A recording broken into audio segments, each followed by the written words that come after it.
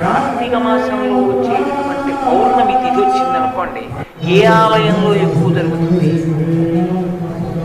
రెండు ఆలయాల్లోనూ సమానంగా జరుగుతుంది. శివాలయాల్లో ఎన్ని దీపాలు పెడతారో విష్ణు ఆలయాల్లో అన్ని దీపాలు పెడతారు. కార్తీక మాసం వచ్చింది అంటే సాయంకాలం ఆకాశ దీపం వెలిగించి ధ్వజస్తంభానికి పైకెత్తుతారు.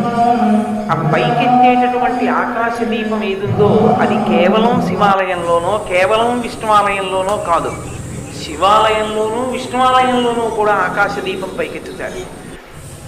కాబట్టి హరిహర భేదం లేనటువంటి స్థితిలో ఉపాసన నడిచేటటువంటి కాలం ఈ మాసం. ఈ మాసం ప్రత్యేకంగా ఈ రకమైన ఉపాసన. రెండు, దీపమునకు సంబంధించినటువంటి వైభవం. మూడవది నదీ స్నానం. మిగిలిన మాసములలో మీరు నదీ స్నానం చేశారా చెయ్యలేదా అన్న విషయాన్ని